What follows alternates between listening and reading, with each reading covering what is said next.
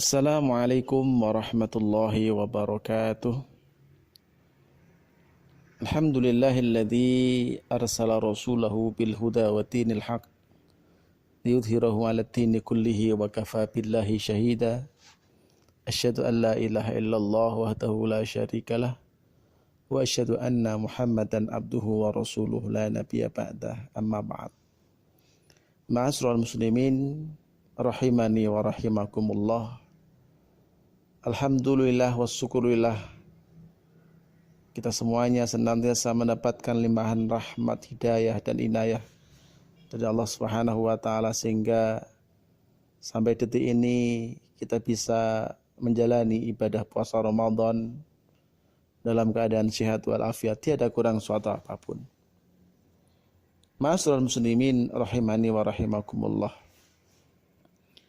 Hari demi hari sudah kita lewati.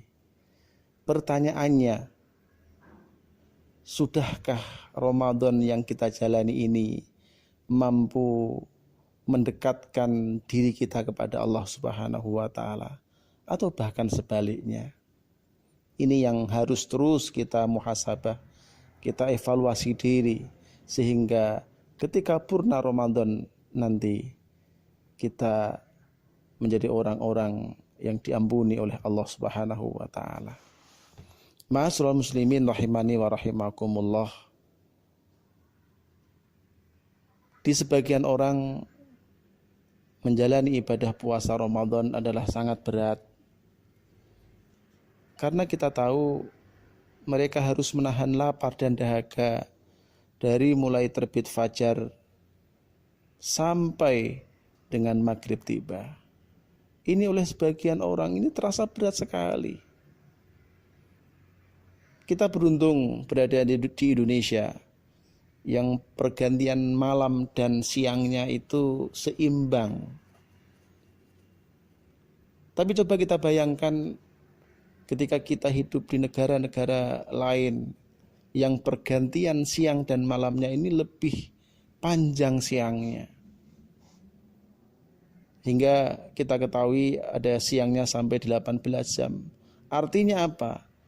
Artinya mereka harus menahan lapar dan dahaga sepanjang waktu yang telah ditetapkan oleh Allah Subhanahu wa taala. Ada yang sampai 18 jam, jam 3 sudah mulai sahur, kemudian sampai jam setengah 9 baru buka puasa, kemudian dilanjutkan jam 10 tarawih dan selesai jam 12, dan jam 3 pagi lagi dia harus bangun untuk makan sahur. Ini adalah puasa yang dijalankan oleh saudara-saudara kita yang ada di luar negeri sana. Maka walaupun berat, kita harus tunduk dan patuh kepada Allah Subhanahu wa taala, karena ini adalah merupakan perintah Allah Subhanahu wa taala sebagai konsekuensi ketika kita mengucapkan syahadat asyhadu alla ilaha illallah wa asyhadu anna Muhammadar Rasulullah. Karena sungguhnya apapun yang kita lakukan dalam bentuk ketaatan kita kepada Allah Subhanahu wa taala sesungguhnya akan berbuah manis. Kita lihat sejarah Rasulullah SAW. Ketika Rasulullah SAW mendapatkan perintah oleh Allah Subhanahu wa taala untuk berhijrah ke Madinah, Rasulullah sebenarnya merasa berat.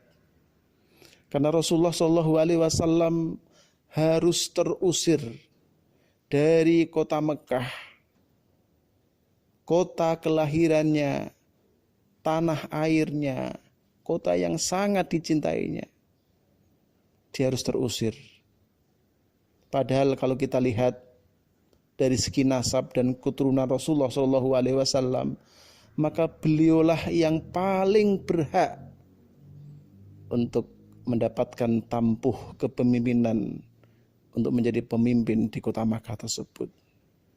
Karena kakek-kakek beliau, Rasulullah SAW adalah pemegang kunci Ka'bah, pemegang kunci adalah merupakan suatu orang yang dipercaya untuk melindungi Ka'bah pada waktu itu.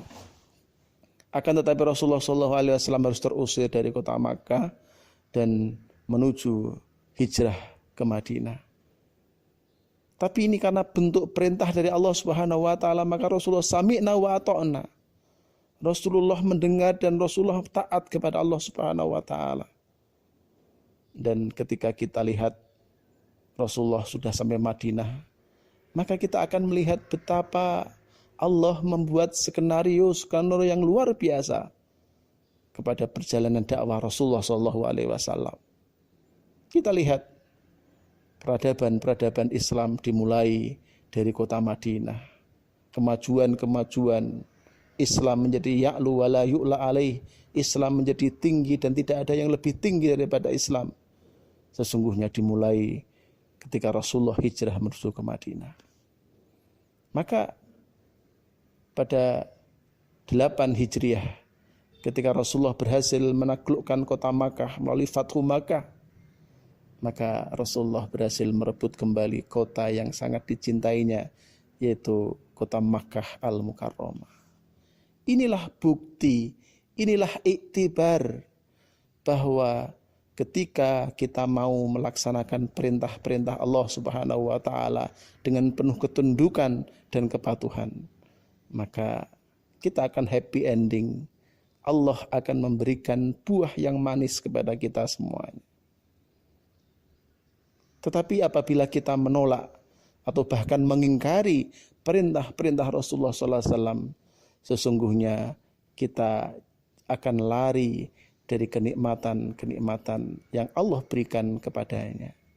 Maka marilah di sisa-sisa Ramadan ini kita upayai secara maksimal, secara optimal, kita tingkatkan ibadah kita tingkatkan membaca Al-Quran, kita tingkatkan bersedekah kita tingkatkan qiyamul lail kita, sehingga Allah Subhanahu wa taala mencatat dan melipat gandakan segala amaliah-amaliah kita, sehingga kita menjadi pribadi-pribadi yang diibaratkan oleh Rasulullah SAW seperti kepompong, kemudian keluar kupu-kupu yang akhirnya tidak ada dosa, bersih dari dosa-dosa yang ada ketika purna melaksanakan ibadah puasa Ramadan. Demikian, semoga bermanfaat. Billahi taufiq wal hidayah. Wassalamualaikum warahmatullahi wabarakatuh.